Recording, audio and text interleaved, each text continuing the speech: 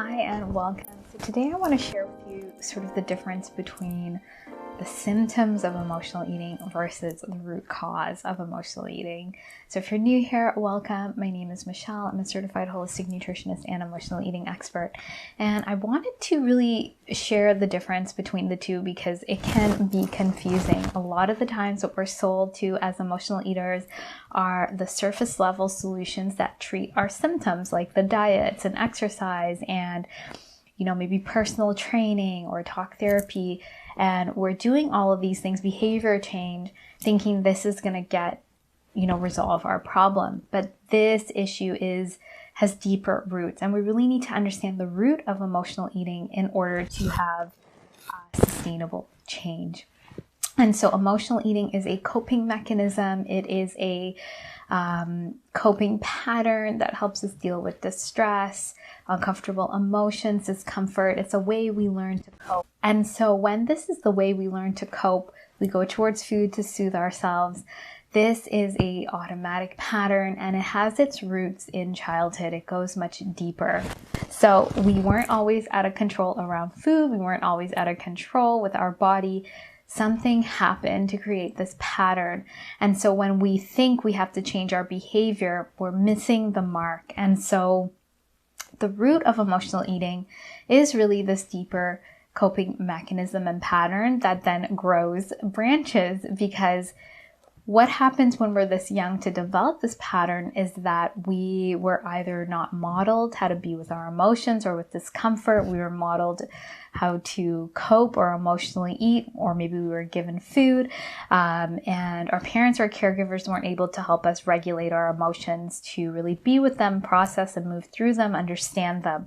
And this is obviously understandable because most of society does not know how to do this. We are really now sort of on the verge of that, hopefully. And so when we don't have this modeling or maybe even our emotions were dismissed or shamed, we are still left with that discomfort in our body.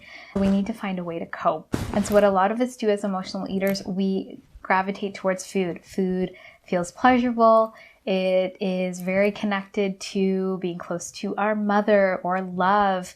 Food has so many connotations. And so it feels like an obvious solution. Not that we're consciously doing that. We kind of usually stumble upon it.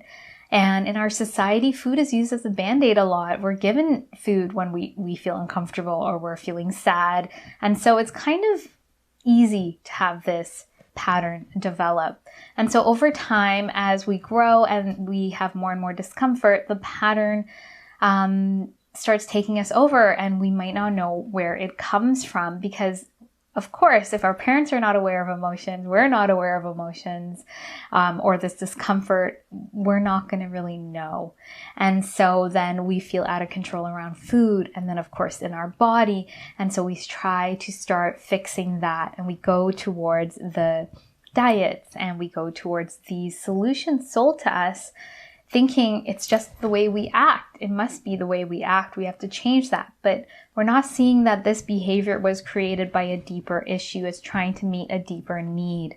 And so we pile on the diets and we criticize our body. We, over-exercise. We do all the things and we layer and layer. We have this, relationship to food that's not health-giving. We don't know how to be with our emotions. And so we're in this pattern. We're trying to control it with the symptoms, with these surface level solutions, and we're not getting into the root. And so this is why it's important to get into the root of the pattern. And in order to get into the root, we have to also go through the branches. And so now we not only have this emotional eating pattern to deal with, we have diet mentality pattern, we have body image issue patterns that we have to deal with. So we need to go through it layer by layer.